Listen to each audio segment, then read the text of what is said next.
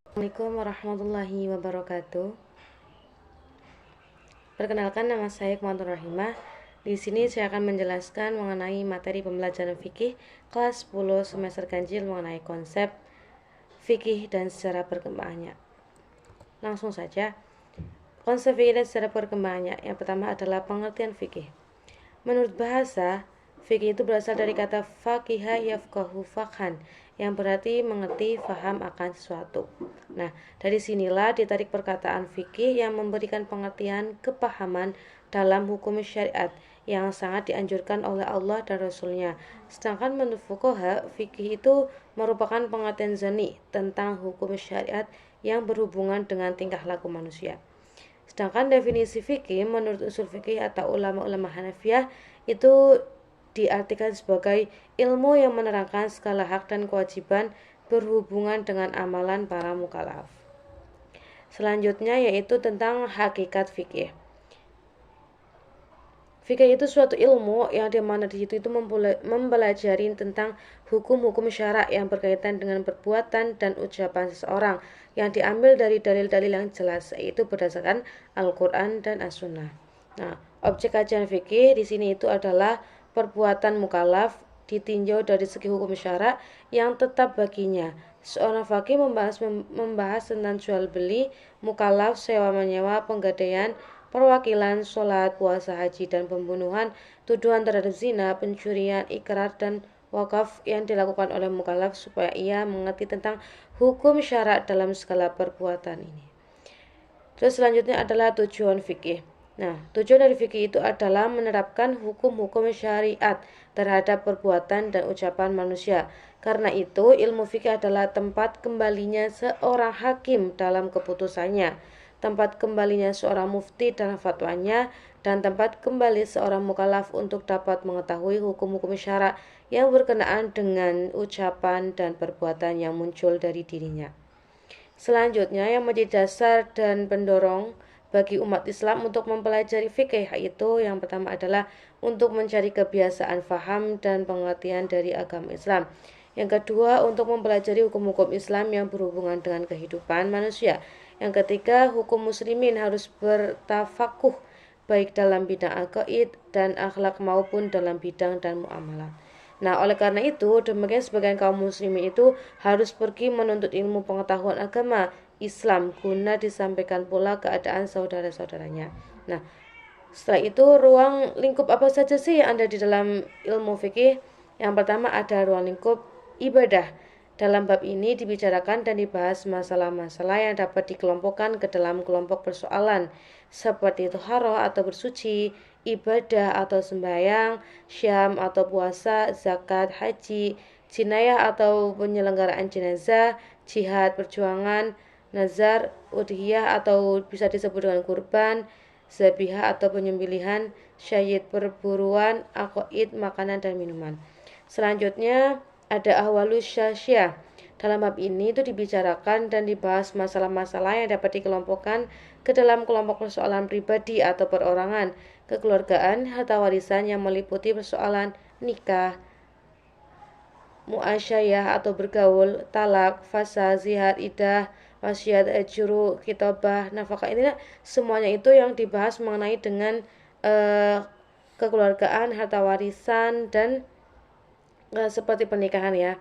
Selanjutnya ada bidang muamalah madaniyah, biasanya disebut muamalah saja.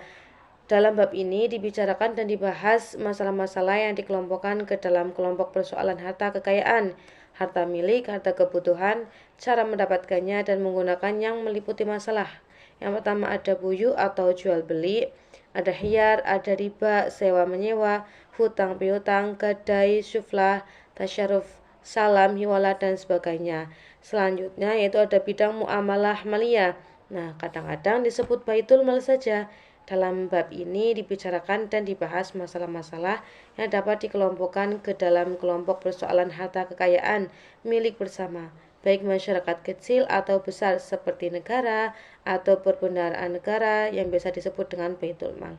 Nah, pembahasan pada bab ini itu apa saja sih? Yang pertama ada status milik bersama Baitul Mal, sumber Baitul Mal, cara pengelolaan Baitul Mal, macam-macam kekayaan atau materi Baitul Mal, objek dan cara penggunaan kekayaan Baitul Mal, kepengurusan Baitul Mal, jinayah dan ukubah atau pelanggaran dan hukum.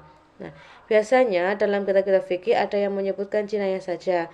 Dalam bab ini dibicarakan dan dibahas masalah-masalah yang dapat dikelompokkan ke dalam kelompok persoalan pelanggaran, kejahatan, pembalasan, denda, hukum, dan sebagainya.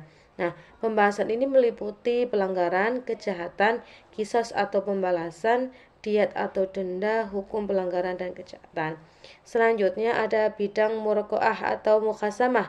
Nah, dalam bab ini dibicarakan dan dibahas masalah-masalah yang dapat dikelompokkan ke dalam kelompok persoalan peradilan dan pengadilan.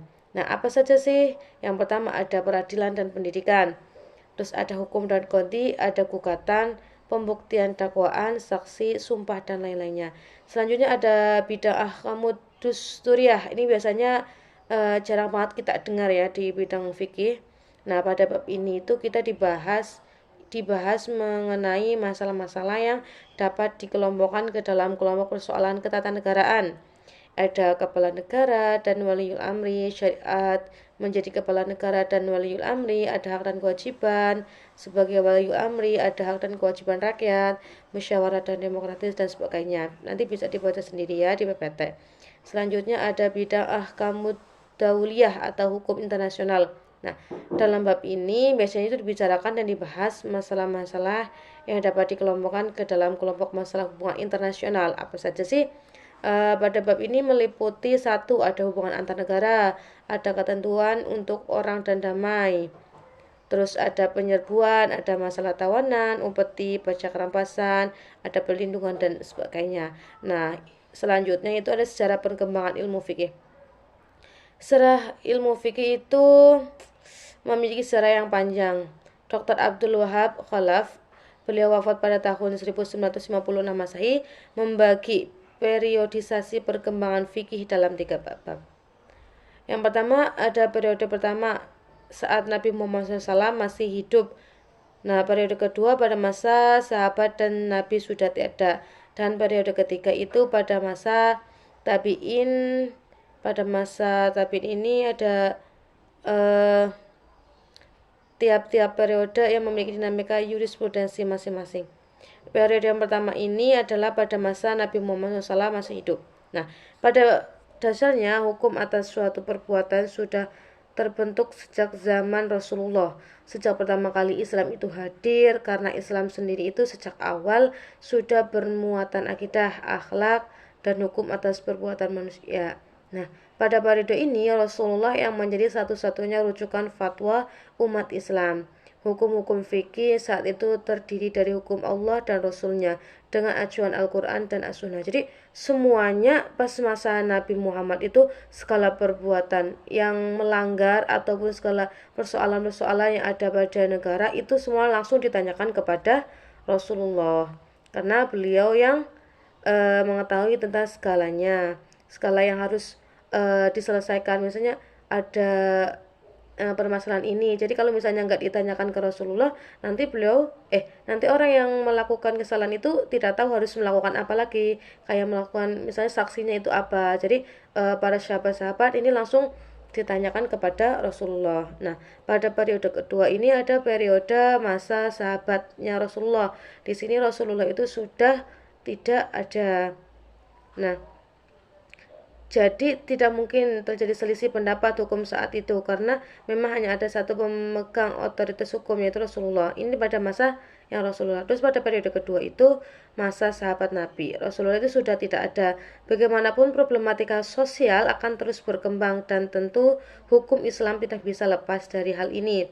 Pada periode ini banyak persoalan-persoalan agama muncul yang tidak ditemui pada saat Nabi hidup. Nah, otomatis para sahabat melakukan ijtihad, yaitu memutuskan perkara, memberikan fatwa, menetapkan hukum syariat dengan tetap mengacu pada hukum periode pertama.